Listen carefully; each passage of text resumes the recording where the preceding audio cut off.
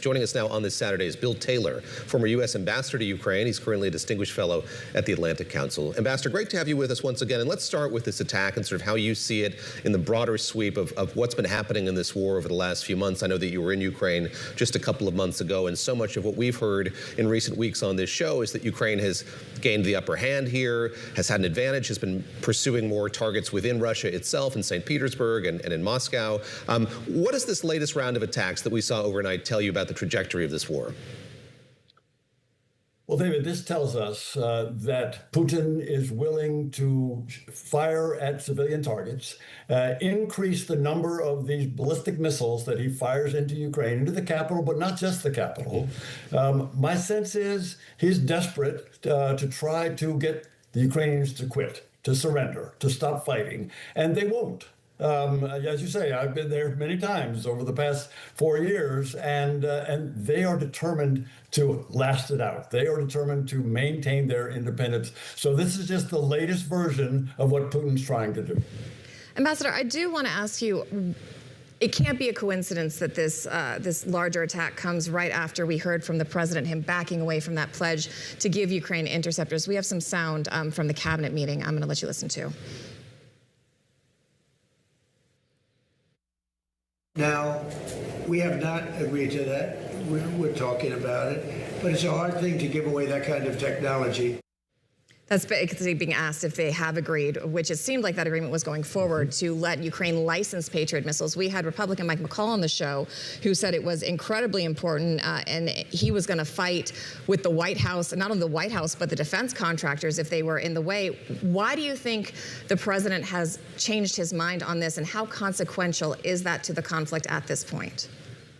Well, the consequences for the conflict, Christina, at this point are frankly very small. That is, even if these licenses were granted, as President Trump said they were going to be in Ankara last month, even if they were granted today, it would be a long time, months, maybe a year, before the Ukrainians could actually start pumping out these Patriot missiles. So the immediate effect is not great.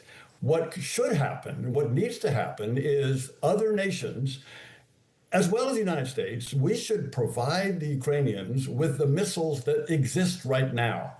They are being bombarded, as you've just reported, every night with these long-range ballistic missiles from Russia. And the only thing that can stop them right now are these Patriot missiles. And there are Patriot missiles that are available. Yes, the stocks have been drawn down by the war in Iran, but there are missiles in inventories that could be used. And the Ukrainians are not waiting. Ukrainians are not waiting for these licenses that may or may not come, as the president has said. He may be backing off of that. The Ukrainians are making their own, developing their own version of Patriots.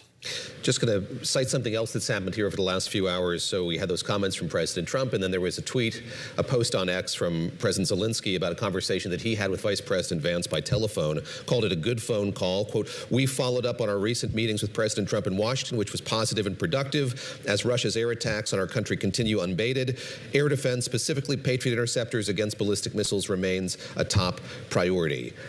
What is your sense of the quality of communication here between Ukraine's president and the Trump administration? We could go back to the NATO summit, which there was that meeting between President Zelensky and President Trump, and I think a good deal of happy talk and good feeling about how that went. Do you feel like the president at this point in time, from the comments that he made at that cabinet meeting and elsewhere, is seeing this conflict in a different light than he had before? I think so, David. I think he is.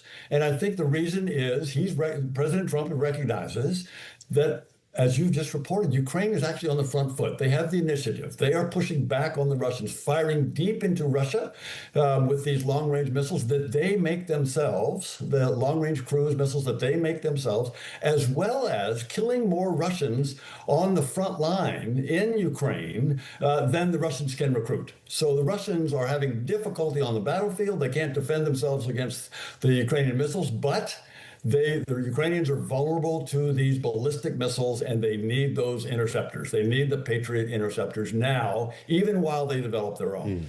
The attrition rate for Russian soldiers is really startling. We've got President Zelensky was talking about that on Fox News on Tuesday. So now Putin is losing 30,000 his soldiers per month. I mean, this is big, too much losses, like President Trump says. It's many losses, but he doesn't want to stop this war. So now initiative not in the hands of Putin. The claim from Ukraine there is that the Russians are losing 20,000 soldiers per month. If this war turns into a war of attrition, logic would think the larger country will last longer, but it's not really an even conflict like that. The other thing that comes to mind is, you know, the USSR played this game in Afghanistan, and it precipitated the fall of the Soviet Union. Is there a risk here to the security of Putin, to the Russian government, if this continues at this rate? Christina, you're absolutely right. There is that risk. And you're right to point out that the Soviet defeat in Afghanistan led to the fall of the Soviet Union. That has to worry Putin. That has to worry Putin as the pressure builds on him. And President Zelensky's right. The ratio of Russian soldiers to Ukrainian soldiers killed is 8-to-1. 8 Russians for 1 Ukrainian. That's not sustainable. Putin has to realize that he cannot win, that he's losing on the battlefield. His economy is in very bad shape, thanks to sanctions, but also thanks to the Ukrainian attacks. Putin is going to have to end this war soon, or as you just pointed out, he's in trouble like the Soviet Union was. I want to pull back, if we could. I want to ask you just about the U.S.'s attitude toward Europe more broadly now. And I saw a piece this morning by Paul McCleary of Politico writing about how the Pentagon is giving up leadership of a U.S.-led NATO command in Wiesbaden, Germany. This is the Security Assistance Group, rather. What does that tell you? The statement from the Pentagon that Paul McCleary got is that SAGU is always meant to be temporary. This effort is aimed at burden shifting within the alliance to support Ukraine and to align U.S. resources in accordance with the national defense strategy. Let's linger on that for a moment here. And I'm curious what your thoughts are about the U.S. changing tack, changing position at a moment when it does seem like there is a lot of Europeans, certainly international interest in what's happening here in Ukraine and what it means for the continent more broadly. David, you're exactly right. You're exactly right. The Europeans are stepping up. Europeans feel the threat of Russia more directly than our Pentagon, apparently. The Europeans are stepping up financially. They provided a $100 billion loan that's going to keep the Ukrainians going for a good 2 years with weapons as well as their government. So the Europeans are also buying weapons from the United States manufacturers and providing them to the Ukrainians. The Europeans and the European members of NATO are really stepping up, and that is having an effect. That is having a real effect. It's too bad for us. That is, we're forfeiting, as you just indicated, we're forfeiting leadership. But you know, the Europeans are stepping up, and the Ukrainians appreciate the Europeans' leadership. I think the president and this administration would argue that it's well past time for Europe to step up, to contribute more to their own defense. And that's an argument that even President Obama agreed with in his time. He was constantly frustrated with NATO allies. But is there something the U.S. gives up? Does the U.S. lose control, lose influence, and lose the ability to wield that large body of allies by pulling back and allowing Europe to take more control of its own destiny? Christina, both things are true. That is, the Europeans are stepping up. They are developing their own defenses. They are able to operate and increasingly able to operate on their own. And that's a good thing. That's even a good thing for NATO, for the Europeans to be able to do that. But you're exactly right. The United States, we need allies. We see this in every conflict. We need allies. We need allies to deter the Russians. We needed allies to deter the Soviet Union. We need allies in every conflict that we've been involved in. And our leadership, the U.S. leadership in NATO, was extremely valuable. We're not losing that totally because we do provide incredible amounts of capability to NATO, but the Europeans are stepping up, and Europeans stepping up is a good thing. It'll make NATO stronger. Ed, you mentioned they have been providing more and more defense aid to Ukraine. Before we leave this topic, I did want to get your take on the politics within Ukraine and this cabinet shuffle that we've seen with Zelensky dismissing the defense minister, Fedorov. Very controversial decision, led to street protests, led to the dismissal in the end of essentially the equivalent of their, chief of the armed services. Was this a strategic blunder for Zelensky? Can he recover from this? And do you think he's making the right moves following this? So it was a mistake by President Zelensky, but the mistake was not a cabinet shuffle. The new prime minister knows a lot about getting ready for the winter. He comes from the oil and gas industry.